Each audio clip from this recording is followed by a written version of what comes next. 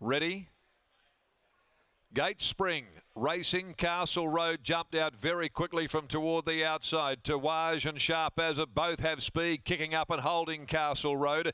He'll have to work if he's to get to the lead. Behind them, WATTO'S Mark Camp right behind this group of three, and in a beautiful spot settling down. Further back, Swingman. A gap, Rupert dropping off, passed along the rails by Vivalda. Last of all, Beau's a Lad. Castle Road eventually was able to find the fence. He cleared the other pair and got to the lead here before the turn. Castle Road almost two in front of WATTO'S, Sharp As It. Now Brad Parnham pulls around them three wide, puts WATTO'S Mark into the race, followed by Swingman, then Rupert, Vivalda, Beau's a Lad. Castle Road led 2:20 to go. WATTO'S Mark closing in on the margin though. WATTO'S Mark reaches the lead. In pursuit, Swingman. Rupert further back runs on. WATTO'S Mark kicks away though. The favourite's going to salute WATTO'S Mark. WATTO'S Mark beats Swingman. Tight for third, bob of the heads. Rupert, Castle Road. Not much in it there from Beau's a Lad. Then further back, Vivalda. Dropping off them, Sharp As It. And also fading right out of contention to run a clear last is WATTO'S. WATTO'S Mark, the first favourite, salutes here on Detonator Day. For Brad Parnham, wins the MCA Polytrack Handicap over three. Swingman, Stephen Parnham.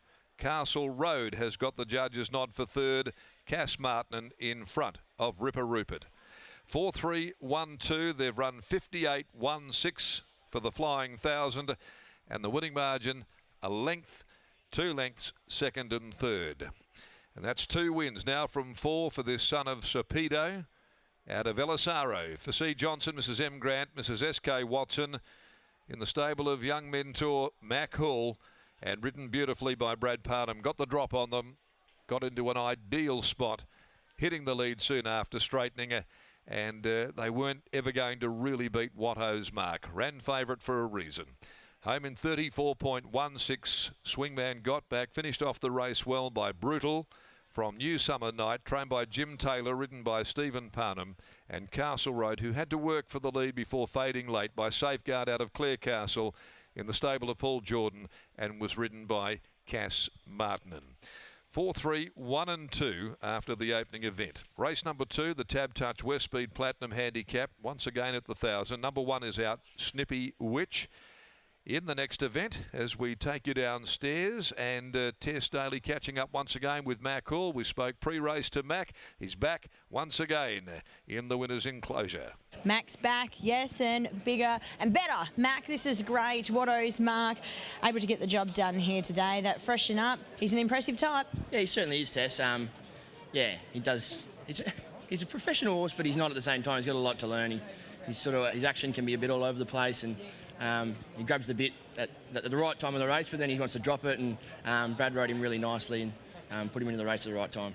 Must have been pretty confident in transit when he was able to get that cover and in a really nice moving line, then able to peel out and get the job done. Yeah, it was a good watch actually. Yeah, Brad had him in a nice spot, and then yeah, he rode him pretty confident, hooked him out early, and the horse did the rest. Where do you think the ceiling is for him? He looks like a type that you can only potentially get over ground, but could get to some really nice races. Yeah, I think so. Yeah, I think he's going to come back a bit better next prep. He's still physically a little bit immature.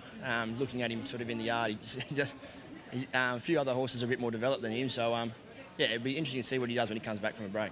Sunny times later today in Albany. Can he run the race?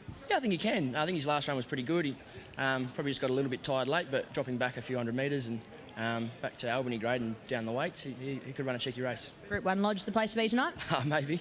Well done here, mate. Thanks, Tess. There's Mac Hall after the win of WATTO'S Mark. A very nice win to start the day for favourite backers as well, Scott. He looks like he's still got a bit to learn, this horse, but very exciting times for young trainer Mac Hall. It certainly is, as it sort of mapped out to be. It was very similar to when he won that 3-year-old Saturday here, just parked up behind a nice solid 1,000-metre speed, and then he showed a good sharp turn of acceleration. When Brad Parnham pulled him to the outside, he collared those 2 leaders extremely quickly and extremely impressively. I like the return there of Swingman, the second horse, just looks to be screaming out for 1,200 metres. But ultimately, Tess, as we said in our preview, when we're talking about weights and measures out of that Breeders' Classic, he went in as a Metro 66 rate. metre. Talk & Co Metro 85 and also 85-ish, 86 for Playing It Sweet.